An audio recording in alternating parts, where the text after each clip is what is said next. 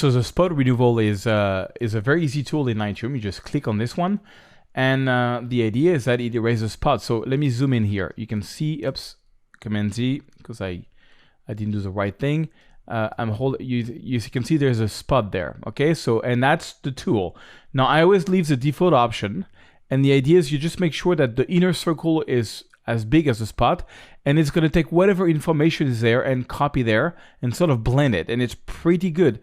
I got another one going here, and voila. Now the problem is that by default the tool is on auto, so it's kind of hard to appreciate the tool because it's you can see the circles.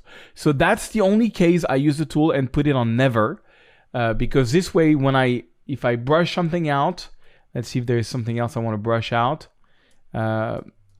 Let's say I want to brush out this, for example, as soon as I click on it, boom, it's going to disappear, which is kind of cool. And the tool is really just made for easy things to to take out, like, oh, let's a little airplane. I can go in like this and boom, and it's going to erase the airplane. And you can, I advise you to look at your photo at 100%. You can zoom in. Okay, let me reset the tools because I want to show you something else. So I've reset this so the spots are back and the plane is back. If you click on visualize spot, you have different ways of thinking, and you can see there is like a spot here, and you can see one there. It's just, it's good sometimes to use both vision. It doesn't always work. Like, for example, there is a spot there, I don't see it. So if I take visualize spot off, it's here.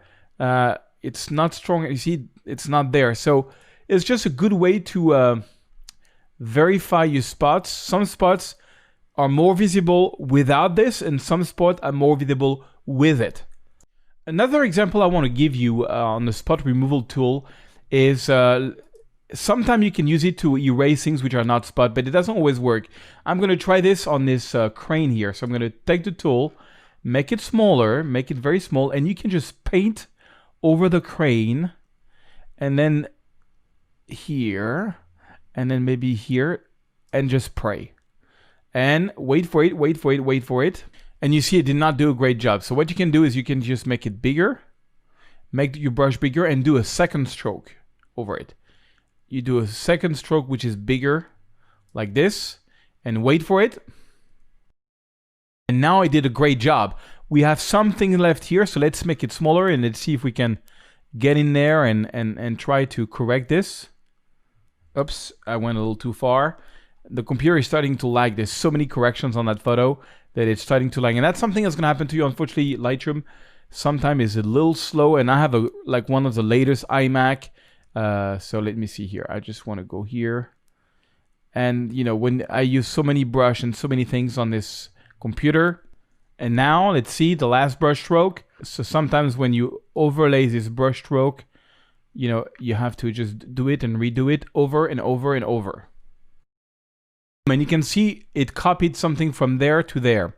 So by default, I told you to go on never. If you want to get a better result, you can go to auto, and you can see all the different points we have, and you can see that it copied that building over to this. So I can just lift that up and wait for it. It's going to try to copy this over that. Let's see. Okay, so we get that kind of result. So I thought before actually it was better because now it looks, you can leave it like this, or you can do Command Z, and you're better off having some of this texture copied here.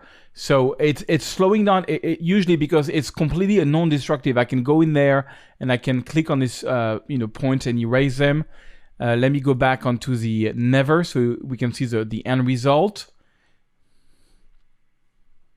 Not so bad. Let's see the before without any brush stroke. Now, okay, so we had the full crane and after.